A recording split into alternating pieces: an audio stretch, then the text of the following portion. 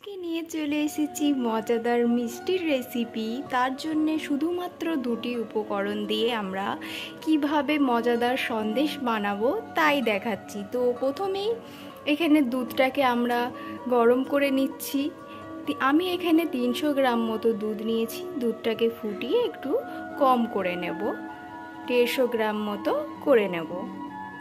অন্যদিকে একটা পাত্রে কিছুটা পরিমাণ ঘি দিয়ে ঘিটাকে একটু গরম করে নিয়ে আমি এখানে ভিজিয়ে রাখা কিছুটা চাল শুকিয়ে নিয়ে এখানে একটু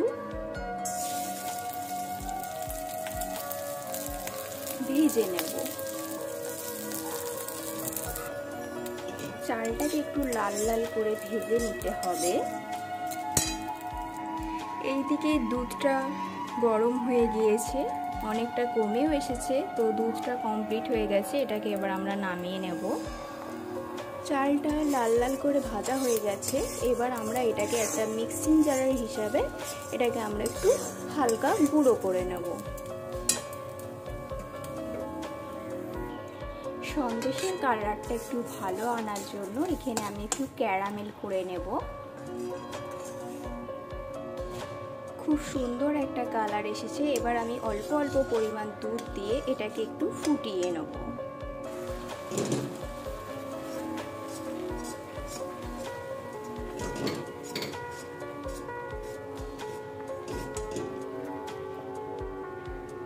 দেখতেই পাচ্ছেন কত সুন্দর একটা কালার এসেছে। এরই সাথে আমি একটু বাইরের আবহাওয়াটা দেখিয়ে দিই। কত সুন্দর আবহাওয়া।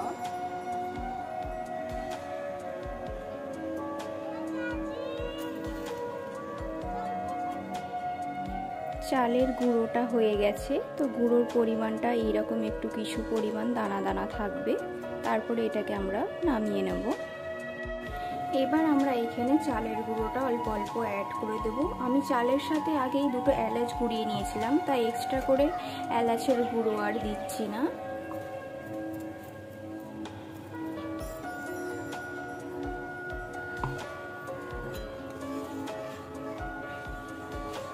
ভালোভাবে এবার এটাকে আমি ফুটিয়ে নেব।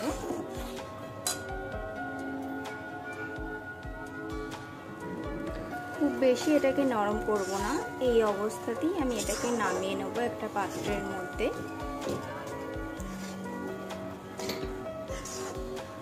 একটা পাত্রের মধ্যে এইভাবে